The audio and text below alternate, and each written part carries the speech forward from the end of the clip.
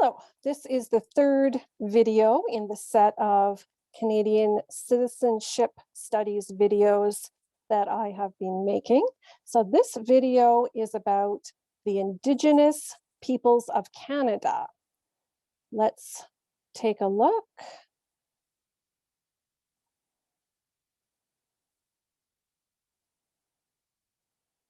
Canada's Indigenous peoples.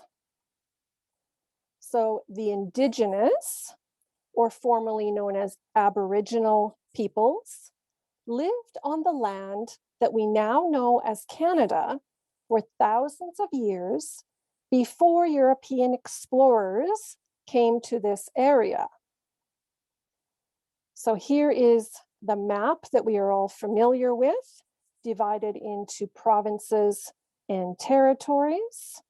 However, before Canada was a country, it was a land mass inhabited by our Indigenous peoples. They lived off the land and had great respect for nature. They hunted, fished, and collected plants and berries for food. In Saskatchewan, the bison was the most important animal. All parts of the bison were used. The hair and hide, which is the skin, was used for clothing, blankets, and to make homes. The meat was eaten, and the bones were used to make tools and utensils. Many of their homes were made from trees and buffalo hides. On the prairies, these homes were called teepees. And you can see a picture of some here. There are three distinct groups of Indigenous peoples. First, there are the First Nations people. Second, the Métis people. These people are of European and Indigenous descent, many of them having French fathers and Indigenous mothers. And the Inuit people, and these are the Indigenous people of the North. Fishing was, and still is, their main source of food. So when we talk about Indigenous people, we need to remember that there are three separate groups included in that title: the First Nations, the Métis, and the Inuit. Each of these groups has its own culture, languages, foods, dances, music, dress, etc.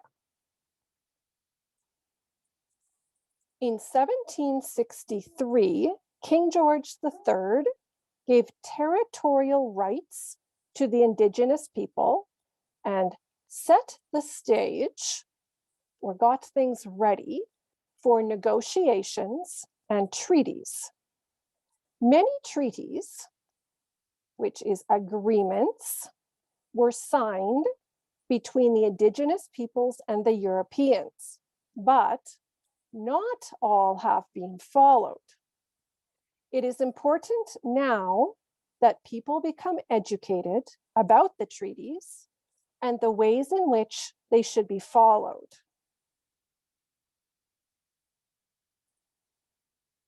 Another important part of Canada's history related to our Indigenous peoples involves residential schools. So between the 1800s and 1980s, the federal government operated many residential schools. Their purpose was to civilize the Indigenous peoples and make them more European. Although the desire to educate all people living in Canada may have been good, the way they went about it was not. The Indigenous children were picked up from their homes and taken to these schools, away from the only family and culture they had ever known. Often, they didn't see their families for months at a time. They were not permitted to dress in their cultural clothing, follow traditional religious beliefs, speak their native languages, or even have long hair, which was of traditional importance. No long hair, no Indigenous languages, no cultural dress. So in this picture, you can see the way that this child looked before attending the school and the way he looked while at the school. Sometimes they were beaten or starved for following their traditional ways. Some of the children were also sexually and emotionally abused. Some children froze to death trying to run away from the schools in the winter. Many of the children didn't learn what it meant to love others. As adults, many turned to alcohol and drugs to deal with the pain. The effects of residential schools still lives on today. Take some time to learn about Canada's history and Canada's Indigenous groups. So if we take a quick moment to review, we need to remember that before the Europeans inhabited this land that is now called Canada, there were Indigenous groups who had been living here for thousands of years. They were quite successful in finding food and shelter. They were very resourceful. They used all parts of the bison. Many lived in homes called teepees. There are 3 unique groups of Indigenous people. Those are First Nations, Métis, and Inuit. They all have their own unique culture.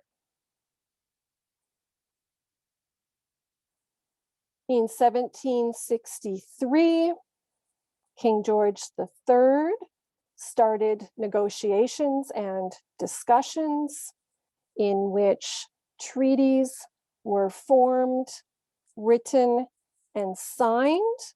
However, those have not all been followed.